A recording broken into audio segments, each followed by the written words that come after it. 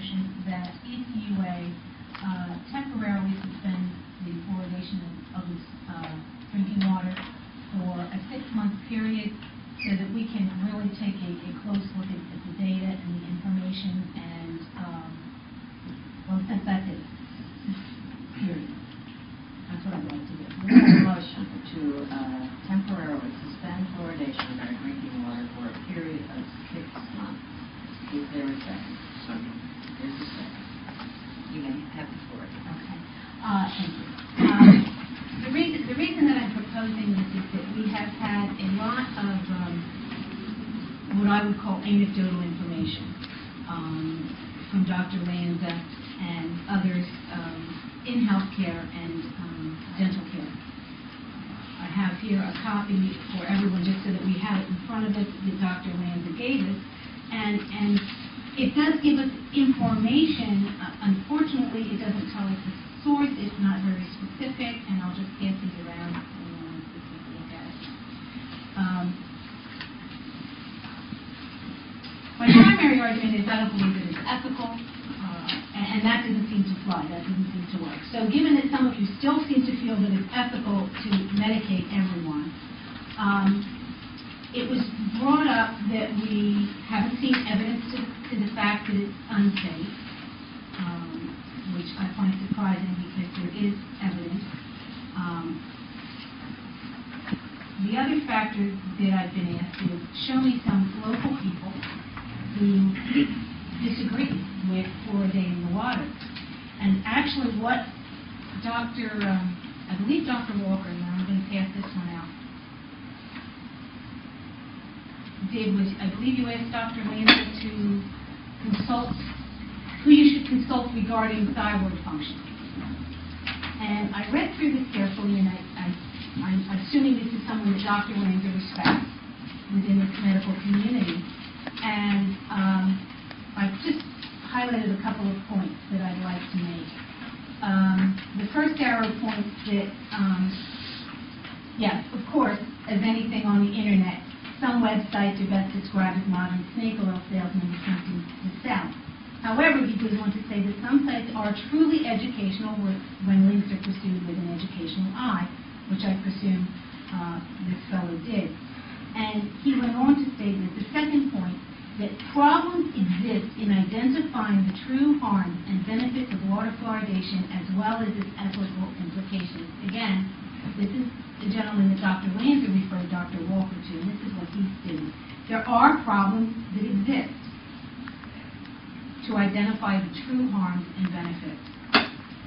And the article that he consulted is there at the third arrow, and what he then concludes is, with an unbiased view of fluoride as a dental protectant, I am swayed that the standard of true science with random controlled, double-blinded studies of water fluoridation has not yet been met. That's the scientific standard, and it hasn't been met.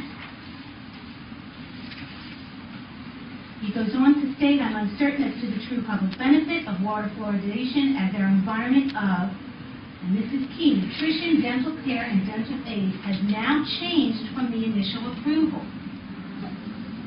What seems to be the trend is as countries improve economically, as countries, for the most part, become more developed, as diets become improved,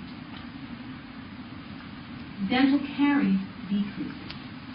It's not necessarily a factor of fluoridation, but rather a factor of the level of development of the country and the level of income.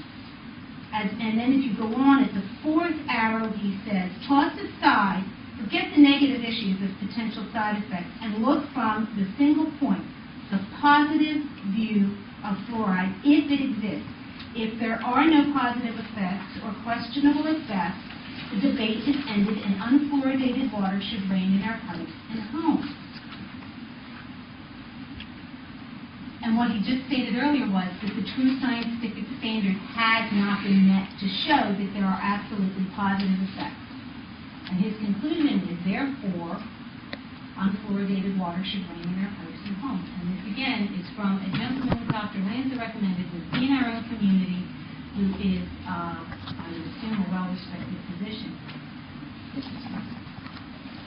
Madam Chair, as I looked at this issue and spoke with a lot of medical people about it, I was just surprised at the lack of education and information within the medical community about this process that we're doing to our water. And, you know, I understand that doctors are in business to make money. But yet, before they render an opinion about something, I think that many times they should really check the facts before stating something publicly. And I'm quoting from a doctor that I'm real well familiar with. And,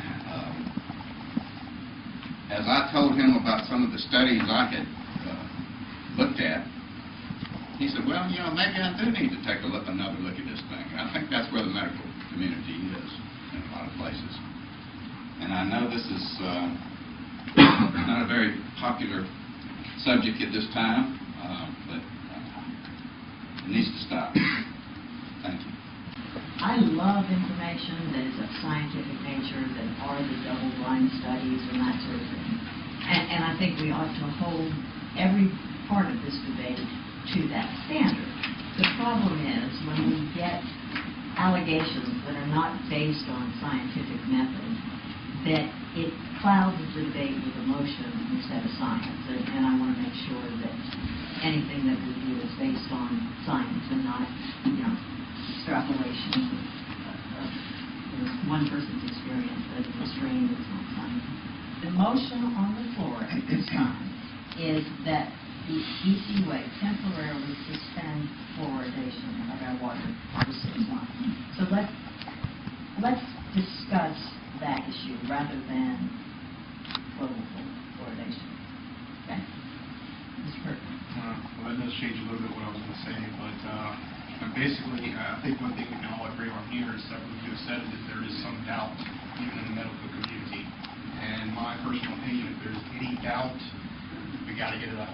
And 6 months, if that's what it takes to look at some more studies, find some more evidence, get some people in here to speak to us, then I think that's a perfectly acceptable solution. But when doctors are saying there is some doubt, this is what I've found, I don't believe it's a problem, but there's always a but in there. And unless we can eliminate that but, we should not continue to have this in our water.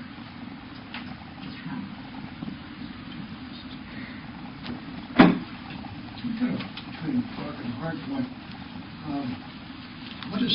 I asked the question, what does 6 months do? What do we really accomplish with 6 months? If it provides the impetus that otherwise would not be there to critically examine with some serious exertion, to look into this and either debunk it or prove it, predicated on which side of the fence you're on, then I would say fine. But if all we're doing is taking a chemical compound out of the water because we're kind of wondering about it, and we really don't do much else in the intervening 6 months, and we'll be here 6 months from now, that'll be the same thing. All that being said, in response to Dr. Walker's comment concerning the validity of time, don't be upset with me, please, but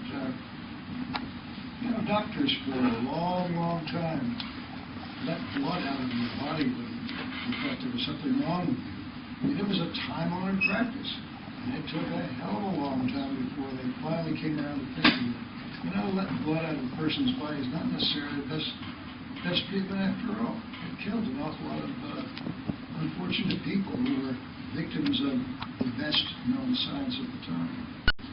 So I don't feel that necessarily time is a supporter of validity on any subject whatsoever.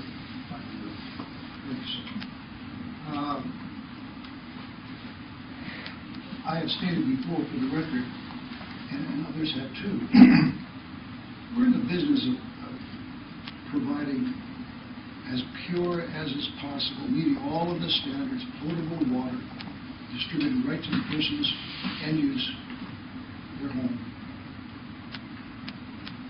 realize we're swimming against the tide as a utility if we jerk it out of the system, given how many other utilities use it. I don't have a problem now. I've swum against plenty of tides in my life. It just seems to me to err on the safer side to, as long as there is reasonable question, that we probably shouldn't do it. That's where I come from. I don't have any access to grind. Yes, we should. No, we should. But just on a fair and balanced basis, it doesn't seem to be good headwork, if you will, to continue to do something as long as there is some serious evidence to its appropriate